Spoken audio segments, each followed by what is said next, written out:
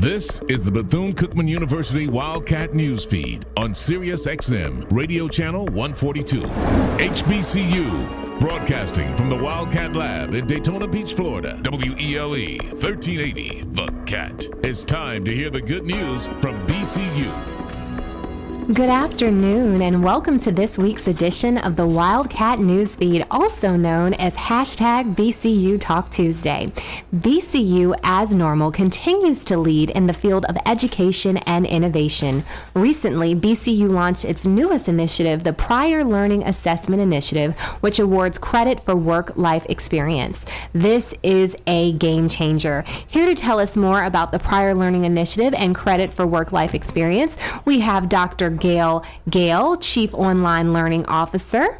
Thank you so much, Fran. Absolutely. And we also have with us in the studio today Reverend Randolph Bracy, Dean of the School of Religion. Thank you, Fran. Absolutely. Now, let's get right into it. Dr. Gale, can you tell us what is the Prior Learning Assessment Initiative and credit for work-life experience? Certainly. Prior Learning Assessment is an assessment tool that assesses student learning that occurs outside of the traditional classroom, such as learning that may occur in the workplace through industry certification, learning that might occur in the military, learning that also could be attained through volunteer and community service, and the Prior Learning Assessment process will award college-level credits for that knowledge earned. And there's an assessment process, an evaluative process that goes along with aligning that learning to the college level coursework. Can you tell us about this evaluative process? The process entails either a portfolio submission, so the students would document all of the evidence of the prior learning, utilizing maybe their resume, detailed job descriptions, certifications, any articles, any other documents, any earned knowledge in whatever evidence they have of that learned knowledge. They can submit it via a portfolio, and it would be aligned, correlated to the particular course goals, objectives, and learning outcomes. And then that portfolio will be sent to the academic departments for the faculty to review to validate whether or not sufficient knowledge has been acquired to equate to the college level credit for the particular course. Now, who is the opportunity designed for, and what are some of the benefits that you expect participants to walk away with? The opportunity is really designed for all incoming students, whether they're a first-time freshman, a transfer student, adult learner, a graduate student, as long as they can provide evidence of some learning that's taken place. Those cohorts can actually apply for credit for work-life experience.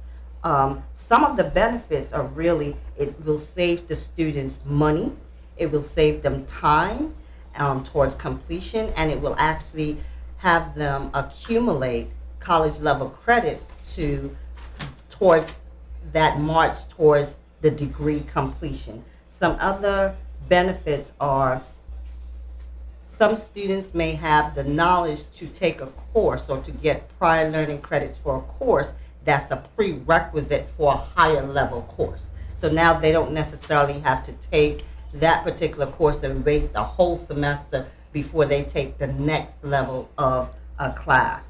And it actually frees up their schedule, and a lot of military active and veterans have military training that they can get credits for that military training towards a particular course. So all in all, it saves them time, it saves the students time, money, and it accelerates their degree completion. Some of the institutional benefits are centered around a retention tool. Because most students, if they actually earn the credit for prior work life experience, it incentivizes them to continue on and for the university to retain them. And it also increases our graduation and completion rates, as well as it's a small revenue generator.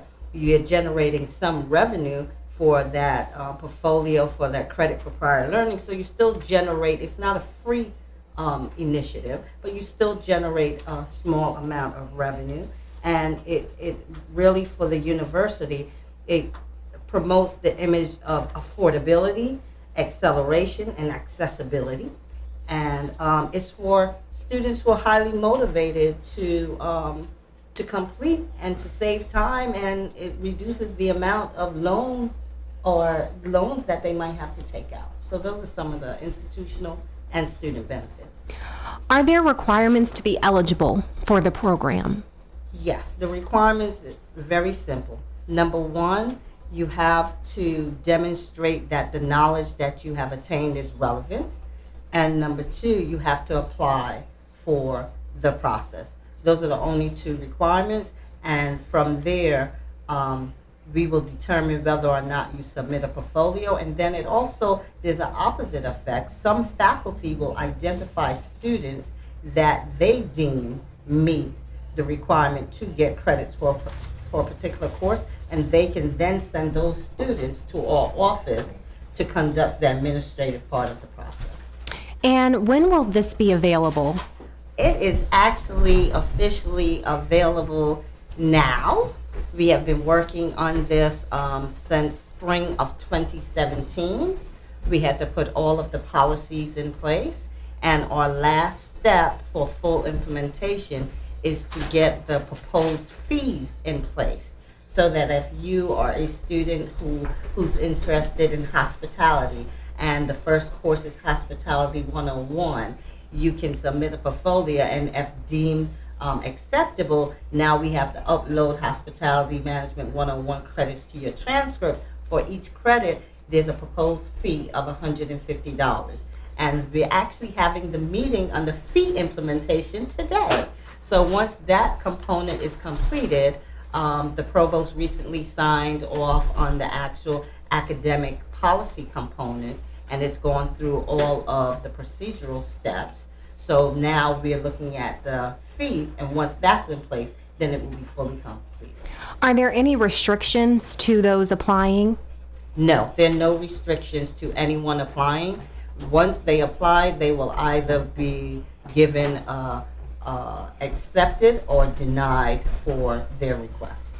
Can you give 2 examples of when someone might get credit for their work-life experience? Yes, I'll give 2 examples. I'll give one. I use someone in the hospitality industry, someone that's been working for a hotel chain for a number of years. They enter in the hospitality degree program. And as I said before, one of the courses dealing with customer service or lodging operations management or food and beverage. But they must show proof of work experience. So they might want to submit, number one, a resume. They might also want to submit detailed job descriptions. They might also submit a letter of recommendation or a letter of justification from their past supervisors. They might also submit a series of maybe seminars that they have attended over the past 10 or 20 years in that particular job, and maybe they've earned some certifications in food and beverage, and maybe they've done something really spectacular in that field, or they themselves conducted a session. Once they can gather that documentation together, we will look at that and compare it to the course requirements for Hospitality 101. So that's one example. And how did the idea for this come about? Well, the idea for prior learning is not a new one. It's one that is being utilized at many universities around our nation. But the idea for us at Bethune-Cookman University was looking at attracting other target markets. And how can we attract those markets, and who are those target markets? And many of our new cohort of students are adult learners. And what do adult learners bring to the table? They bring work, they bring life experiences, and they're the next largest growing population under that area of non-traditional students. So we're looking at generating alternative sources of revenue, and that target market of adult learners with work-life experience actually fit under this category. And who can individuals contact if they'd like more information or to apply? Individuals can contact Bethune-Cookman Global Online College. They can contact Ms. Lexanne Stroh, and they can reach her at area code 386-481-2393, or they can contact us at bcuglobal@cookman.edu. I heard you say online global college. Is this only available to students that are learning online? No, this is available to all students throughout all degree programs. And is it too late for upperclassmen to consider this new initiative? No, it is not too late. Matter of fact, today you mentioned that we have Reverend Bracy, the Dean for our School of Religion, with us, and his school actually referred some currently enrolled students to apply for the credit for prior learning. So no, it's not late for a freshman, a sophomore, junior, or a senior, or even a graduate student to apply for prior learning assessment. Well, I think that is a great segue. Reverend Bracy, how can ministers and church leaders earn credit for work-life experience toward the Christian Ministry Certificate, Bachelor, and Graduate programs? That's a wonderful segue into it. Yes, I'm Dean of the School of Religion, and I've pastored for more than 35 years. And so I think I have an insight in terms of ministers and ministry and the like. And I've been named Dean of the School of Religion. And so we're rolling out our programs this coming fall, both at the undergraduate and graduate level, both face-to-face and online.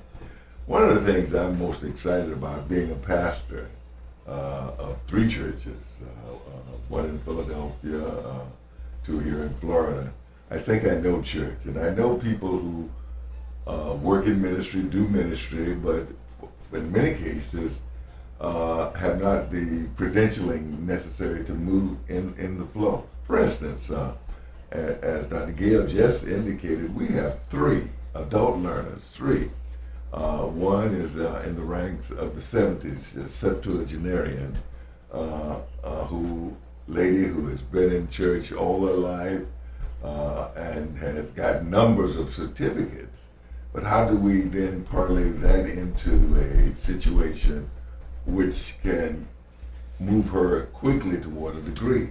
We have a young man who's just recently been ordained, and also a military person who did something like 10 years in the military, and he came out, and he's in our School of Religion. How can we cut short some things given the life experiences that he has? Then I just had a pastor who's been locally in the neighborhood of about 35 years as a pastor. He got all kinds of certificates in evangelism, discipleship, and the like. But then how does that work in relationship to the school, and how do we give credit for those kinds of experiences?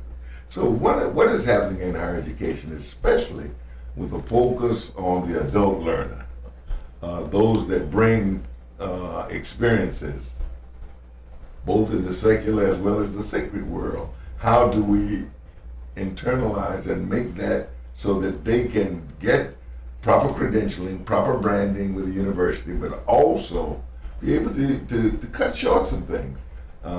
Obviously now in higher education, the idea if I can go to a school like a Bethune-Cookman, get a degree in less time, using the kinds of experiences that I bring to the table, that's a win-win for everybody. And so that's how I see it as a minister, how we can give credit for those adult life learning experiences.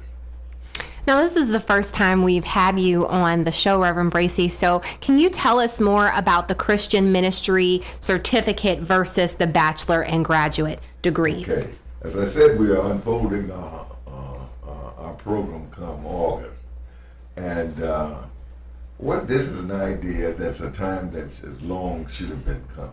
For instance, over 100 years ago, the founder of this institution In 1904 started, as we know, the school started. But one of the things that most people miss is the fact that the vast majority of African American males, they built the railroad, which is right outside from here.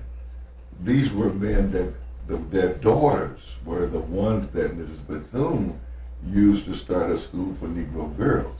One of the things that she did was that she brought these black ministers, male, to the campus to teach them how to do church, because she had a background where she'd gone to the Moody Institute out of Chicago, had been trained as an evangelist and the like. Think about this. Here was a woman of color who perhaps was one of the most well-trained women in all of America, who brought black men, the vast majority of them could not read or write, but wanted to do church. And so she brought them and she taught them how to do church right here on the campus, right here in Daytona Beach. What we have now has come full circle after 100 years of doing the same thing with a new iteration for the 21st century. And so this whole idea of Christian ministry is an old idea with a new touch. And so what we're really doing is what the founder did. And so we have a bachelor's degree where we have online as well as face-to-face. We have a certificate for which can give people an edge on both the credit and non-credit, where they can get an avenue to start their education. Now we're unrolling out for a Master's of Arts in Christian Ministry, both face-to-face and online, come August of this year. So it's and one final thing is that it's much more utilitarian, much more, people want to do ministry today. Now, and there's a shift in higher education, a shift in theological education, where people want more hands-on on how to do stuff, as opposed to the classical, the theologians that you study. And that's not to dismiss that, that's not to dismiss that, but people want to do ministry and they want to be legitimized in what they're doing. And so that's where we're moving. That's the shift that we're moving in terms of our Masters of Arts and our Bachelor of Arts in Christian ministry. Surprisingly or not, out of all these years, we never had that degree. So what place does a certificate of ministry have in someone's background? Well, if you go the certificate at the master's level, it is a program which is transferable throughout the United States. This is really just like the first year of a master's degree anywhere. Because we are an accredited institution, that gives us an opportunity that if a person wanted to do that, they could do it, but if they, say after 1 year, and they didn't like what we did, they could go to another one and continue it. And because we are a part of that federation, they could take those credits and use them. But it's also a step toward the master's degree. In other words, everything that they take in the credit aspect is transferable for that. Also, we're working on and doing our bachelor's degree and taking everything that we do face to face now online. And so don't dismiss it this way, but we just catching up. But we're rolling up now. We're rolling big time. Sprinting. Yes. Literally. Yes, You all are sprinting to catch up, and that is great. Can you give us an example, Reverend Bracy, and I'm not sure, Dr. Gale, if you want to chime in, of an example of work-life experience in ministry, and then if you can give us an example of what would not be an example of work-life ministry, Dr. I have a Gale. young man who is early 50s, military, honorable discharge, military police, and the like. Also now he's at one of the larger churches in Jacksonville. I know his pastor, and I've watched him and his grown. And recently he was licensed about 2 years ago. Now he's just been ordained in a very formal ceremony and the like. And so we're sitting down. He's already been accepted to our program. He's already continuing. But how do we take some of those things, those military experiences? How do we take some of those ministerial experiences and say, cut off some time that you some things that he's taken. For instance, he's been licensed as an evangelist, and he's gone to a very creditable national program, has received a certificate. Why should not some of those things be interchanged with our curriculum? So, and the opposite, someone who would not be eligible for credit for prior life work experience would be someone who, if you heard Dean Bracy, he said license, that this individual have a license, that they've been through a credible program. Maybe they have proof of a work product, whether it's audio or video recordings. Maybe they've conducted seminars. You have to provide the evidence of the learning. So if they're not able to do that, then they would not be able to get the credits for a particular course. So it's all of these things. Any professional development transcripts, any certificates, any license, letters of verification from an expert or an employer attesting to specific learning outcomes, objective or competencies that are referenced or outlined in a course syllabi, audio, video, in some areas, like let's say mass communications, they might have videos of artistic performances at the Schomburg, or they might have a painting up at the Schomburg, or they might have done some recital at Radio City Music Hall. So these are the kind of documents and the evidence that we would be looking for to validate the learning.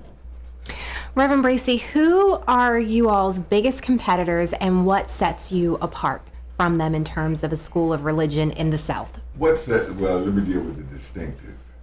What has blessed us most of all is we are HBCU.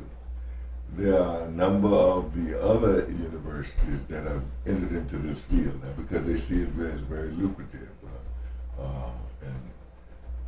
You have like Asbury Theological Seminary in Orlando. You have like Palm Beach Christian, which is also in Orlando as well as Palm Beach.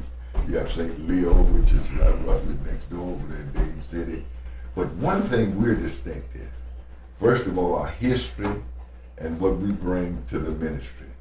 This school, yes, we know the typical thing about 5 little girls, $1.50 faith in God. But the thing that she really started, she brought in 1920, 1 year before women received the right to vote, the 19th Amendment. She brought black ministers on campus to train them how to do ministry. Again, don't miss this point. She arguably was one of the most well-trained women in all of America, having gone and got her credentials from the Moody Bible Institute under the world-famed evangelist Dwight Moody. So she knew how to do church. And can you imagine 100 and something years ago, some 30 years out of slavery, the vast majority of black men could not read nor write. Mm-hmm.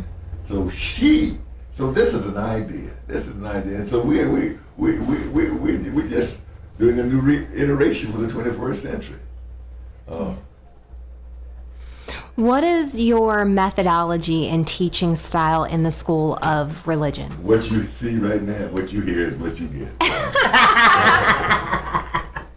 The Lord has blessed me with a ministry of teaching. Mm-hmm. And I try to convey this to my entire faculty. And that is making that which is possibly difficult simple. There's a verse in Scripture that says, and the common people heard Jesus gladly. Many times we rush past that. The common people heard him gladly. There's a line in Rudyard Kipling's If, which says, if you can walk with kings and not lose the common touch. That's what we're trying to convey. You can turn the world upside down by giving people a sense of responsibility, a sense of connection, that they can do ministry.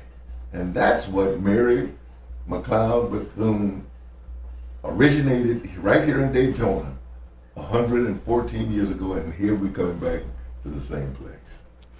Can you give us an example of some hands-on experiences that students get in the School of Religion? Well, first of all, they get a connection with people who do ministry, and I'm not trying to feather my nest, but I've done this thing over 40-some years, and I do know church, and I do know one of the things that's happening right now. There's a major shift in the black church, a major shift in the black church. And one of the things the Lord has given me insight is, how do you prepare this generation that we're teaching to serve the coming generation? Mm-hmm. I have a manuscript that I'm writing entitled, It's Not Your Mama's Church Anymore. And the idea is being an authentic person of the church. What is happening right now with the hip hop, with the millennials, with the Z's, you've got a different person sitting in the pew. And so how do we prepare the 20-something, the 30-something? How do you prepare you? Because my generation is passing off the scene. But how do I pass on to this young crowd? What are the things that I know? What are the things that I've learned? And so again, it goes back to that word of utilitarian, that word of preparing those people. And one of the things that's so exciting, we got a significant cadre of women.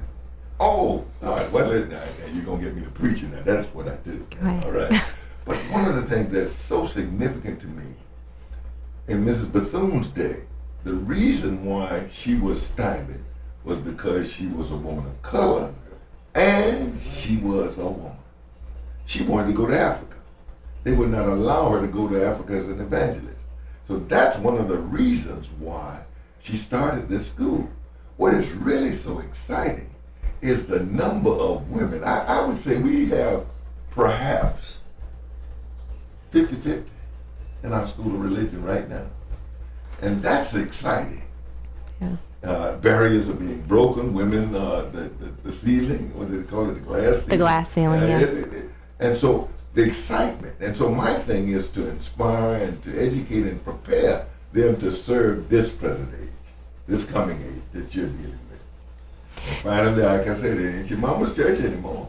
No. It's a different crowd out there today. Yes, it is totally different. Now, Dr. Gale, what other schools and majors can this new addition to BCU be added to? As I stated, it can be used across all schools. There are a few degree programs that, because of their licensure requirements, such as nursing, that they're accredited by an additional accrediting body, and they do not accept prior learning because of the nursing and the dynamic of that profession. And there's some courses within education and some other licensure programs.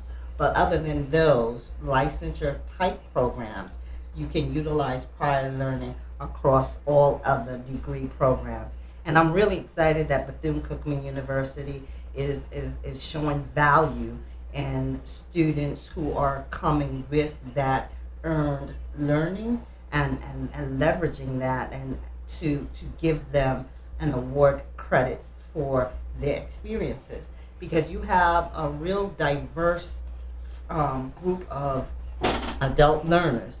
I've had CEOs of companies who did not earn bachelor's or master's degrees that have participated in this type of program. I've had television executives.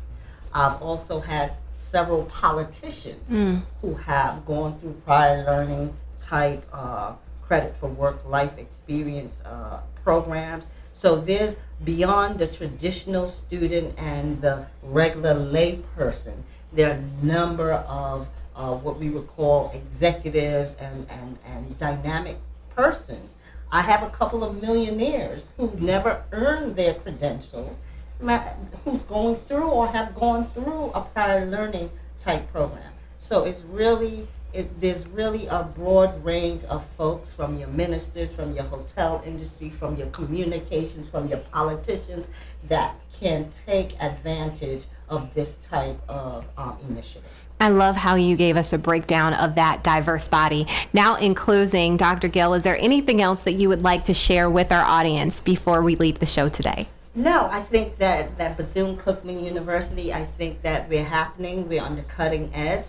If you are interested in pursuing a degree program or a certificate or credentials, I think you should give the Wildcat family an opportunity. And we are, as I said, we are leveraging all of the initiatives so that we can assist anyone in completing a life skill, completing a life accomplishment as a certificate or a degree program. We're using different modalities. We have face-to-face, we have online, we have prior learning, we have the whole experiential learning. They can even do test out, they can do departmental challenge exams. So I think that we're coming with a whole bucket of opportunities that students and potential students can utilize.